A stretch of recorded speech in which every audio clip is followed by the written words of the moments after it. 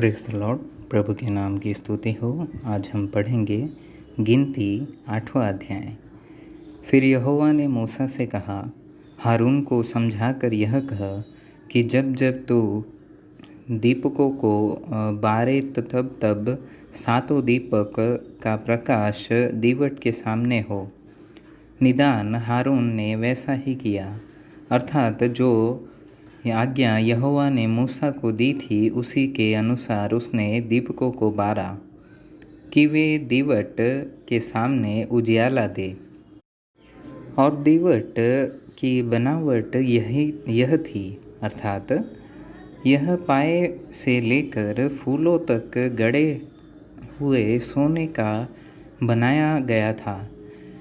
जो नमूना यहोवा ने मूसा को दिखलाया था उसी के अनुसार उसने दीवट को बनाया।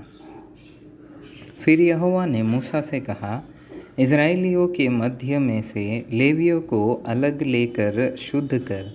उन्हें शुद्ध करने के लिए तू ऐसा कर कि पावन करने वाला जल उन पर छिड़क दे। फिर वे सर्वांग मुंडन कराए और वस्त्र धोए और वे अपने को स्वच्छ करें।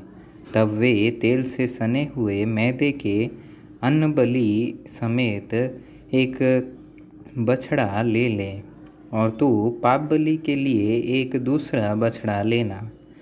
और तू लेवियों को मिलाप वाले तंबू के सामने समीप पहुँचाना और इज़राइलियों की सारी मंडली को इकट्ठा करना। तब तू लेवियों को यहोवा के आगे समीप ले आना और इज़राइली अपने अपने हाथ उन पर रखे।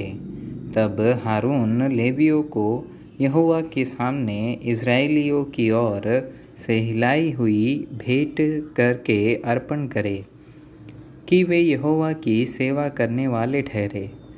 और लेवीय अपने अपने हाथ उन बछड़ों के सिरों पर रखे। तब तो लेवियों के लिए प्रायश्चित करने को एक बछड़ा पाप बलि और दूसरा होम बलि करके यहोवा के लिए चढ़ाना।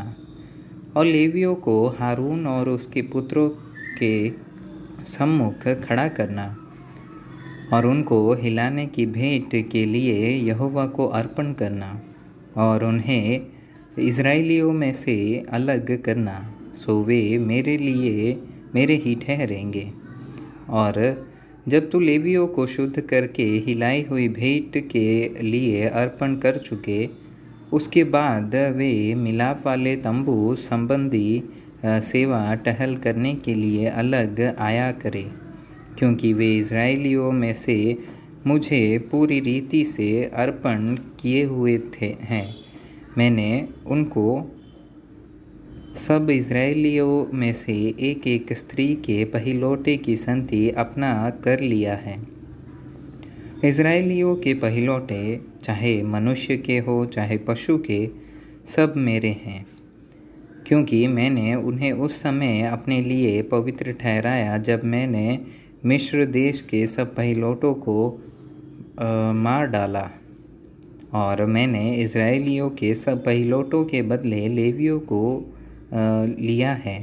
उन्हें लेकर मैंने हारून और उसके पुत्रों को इज़राइलियों में से दान करके दे दिया है कि वे मिलाप वाले तंबू में इज़राइलियों के निमित्त सेवकाई और प्रायश्चित किया करें। कहीं ऐसा न हो कि जब इज़राइली पवित्र स्थान के समीप आए तब उन पर कोई महाविपत्ति आ पड़े। लेवियों के विषय यहोवा की यह आज्ञा पाकर मूसा और हारून और इज़राइलियों की सारी मंडली ने उनके साथ ठीक वैसा ही किया। लेवियों ने तो अपने को पाप से पावन किया और अपने वस्त्रों को धो डाला, और हारून ने उन्हें यहोवा के सामने हिलाई हुई भेंट के निमित्त अर्पण किया और उन्हें शुद्ध करने को उनके लिए प्रायश्चित किया। और उसके बाद लेवीय हारून और उसके पुत्रों के सामने मिलाप वाले तंबू में अपनी अपनी सेवकाई करने को गए। और जो आज्ञा यहोवा ने मूसा को लेवियों के विषय में दी थी उसी के अनुसार वे उनसे व्यवहार करने लगे।